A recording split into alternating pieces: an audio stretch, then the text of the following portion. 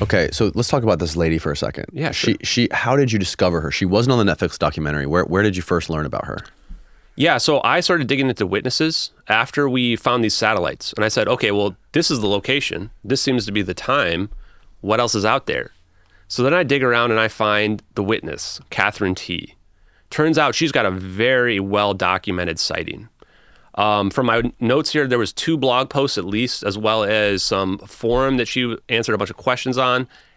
All of the official investigators have talked to her, and they were able to recreate her sighting based on the automatic GPS. All the official investigators talked to her, but yet she was never mentioned in the documentary. And they just dismiss her sighting for whatever reason, I can't tell. This is the official flight path as well at this point. So like the idea that she didn't see the plane for some reason is absurd. Like she had to have seen the plane.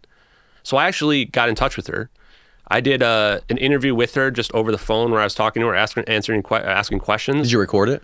I did not record it, no. But I wrote down the questions, the answers. At the time, I didn't really feel like it. I wasn't a podcaster at that point. Yeah. Like now, I probably would have had her on video, right?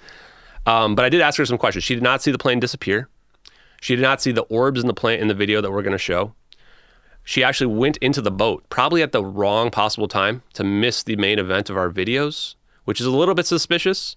But she says that she went to put the kettle on. British people tell me that's a thing that British people do when they're making tea. What time was this again? The time that she told me was 1840 UTC. If you go look at that satellite picture we were just looking at, that's the same time the satellite was looking right over the plane. Now, what is that? What time is that that's in like real life? 2:40 a.m. 2:40 Malaysian time. So she's having tea and crumpets at 2 in the morning. Well, she's on watch, right, on the boat. So when you're on these boats as well, you lose track of time. Right. So they had to recreate the time based on the GPS. Because like you lose track of what day it is, the time is. She just knows it's pitch black. The moon is not up. And we checked that as well. Moon's not up. Sun's not up. No moon. No sun. She sees a glowing orange plane with no lights on it. I mean, I would probably wonder about like, what am I seeing here, right? And she didn't know what she was seeing at first. At first, she thinks it's a missile. Then she sees the side of it and she realizes, oh no, this is a passenger plane, right? Or at that time, she didn't necessarily say it was a passenger plane, but she knew it was a plane. She said that she felt pressured by the experts to change her time when the experts had talked to her to like fit their various narratives. So she sees this plane flying low and she actually sees it descend from the beginning of her sighting to the end of her sighting, which is estimated to be 5 or 10 minutes. Okay. The direction of travel is consistent with where the plane would have been coming from, as well as potentially our videos as well. When we look at these videos in a few minutes, you're going to see this plane is making a counterclockwise rotation, which is consistent with the direction of travel that was recreated from her automatic GPS as well. So again, actually what she sees also, not only the glowing orange plane, but she sees black smoke coming out of the back of this plane, which would be consistent with lithium-ion battery fires. They have this very dark smoke that come from them as well. We think that this... But it's pitch black, no moon or nothing? She can see the dark smoke? Yeah, well, I think that generally, even at night, if their plane is glowing to some degree, you're going to see this smoke, right? Kind of just like the silhouette, potentially, of it. So you would probably see the contrast between the sky or something like that, even with the stars out. So, how dark it is, you could probably argue, how can you tell? But I think the matter is that you can see like thickness as opposed to like exhaust, which would be, just very transparent. Right. And so, yeah, she can see parts of that. I actually asked her, I took a picture of the thermal from the thermal video and I overlaid over the plane. And I said, is this what you saw? And she responded back, well, it wasn't green. And I laughed because it realized that she hadn't been following the case at all, at least my case. She hadn't seen the green video. She had no idea that it was even a thermal video. Right. And so she's like, oh, it was orange. And I'm like, oh, okay, well, what about just the shape? Oh, well, the shape matches. Right. Which would indicate that, yeah, she did end up seeing MH370. She didn't see any fire, though, which is interesting because in the thermal as well, we see a heat signature near these exhaust ports where the AC units are. Right. But we don't see like active fire in the plane in the thermal. It looks very consistent with other thermal plane images and videos that are on the internet. And part of that reason would be that the fires contained in these cargo bays that are built to maintain fire, to withstand fires from up to, I think, 1,700 degrees Fahrenheit or 900 degrees Celsius. So you would imagine that what's happening here, and if you've seen these lithium-ion battery fires, is that they ignite, they explode, and then they're raging, and you put them out, and then they come back up again. So most likely these crew are like fighting this fire with every fire suppression device available. They can deploy manual ones and go in there and fight them. But this is a very desperate situation where it's just going to keep lighting up. You need to get on the ground. So, And what is the biggest criticism towards Kate? honestly, I'm not really sure the biggest criticism. You know, in the last podcast I was on, like they criticized whether or not you could see the cockpit window. Julian? Yeah, but I would argue that, you know, you see a plane flying, you can see the cockpit. It's not a matter of like she's seeing the pilots in the cockpit. It's just a matter of like she can see the front of the plane, right? So it might be a little bit of a misrepresentation. So you were claiming that she claimed she could see the cockpit from how far away, roughly? She didn't really tell me exactly, right? Did you have any speculation as to how far the plane would have been?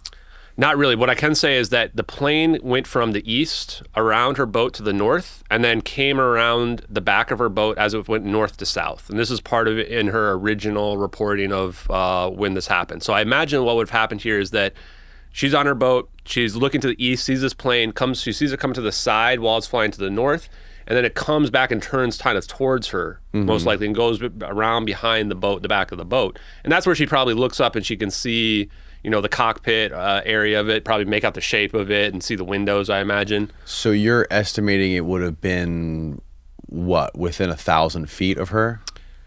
The recreation says it got potentially as low as 2,000 feet, which is pretty low. And it's going to actually be consistent with our videos where we see these cumulus clouds that only form between 1,000 and 5,000 feet. Oh, so there was clouds that night. It wasn't a perfectly clear Now, she night. doesn't remember the clouds either, but she didn't know whether or not there could be. And it was nighttime, so maybe she couldn't make them out very well. It's, again, really hard to tell.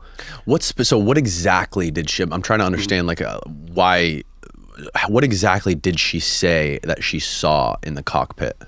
Oh, she didn't really say that she saw anything in general, but she did say that she saw some illumination, which to me indicates that these batteries, half of them were in the front cargo bays and half of them were in the back. Okay. Now, if this fire would have made the electronics go out and made the plane go dark, then I would argue from talking to people who are pilots and engineers that the most likely area would have been the front, because that's where a lot of the electronics bays are. So if there's an explosion that happens there, that's the most likely spot to disable a lot of electronics. And if that's the case and there's a fire even in those cargo bays that they're battling and is breaking containment, then I could imagine there being illumination. This is just deduction and somewhat speculative.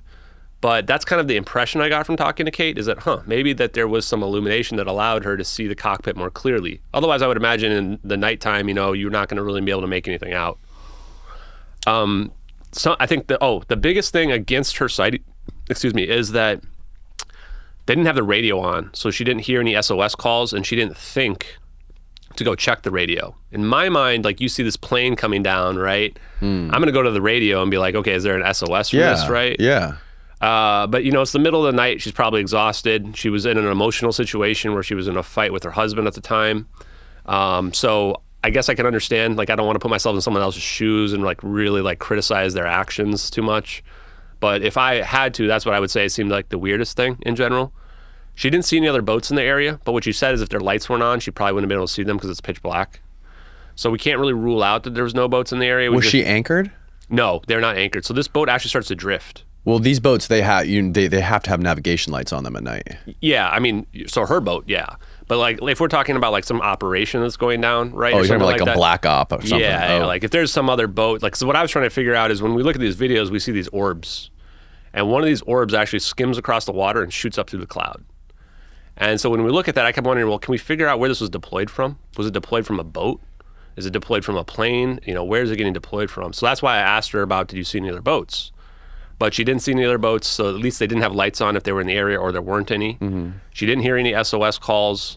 She went and put that kettle on, and she comes back out, the plane's gone.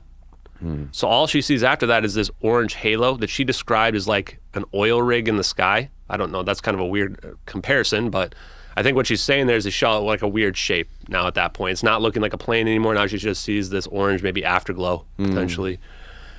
Which is pretty unusual, but maybe it's a situation where this plane disappears and now you've got the halon gas still just kind of spreading out throughout the atmosphere. That's, again, pretty speculative, but that's just from her sighting.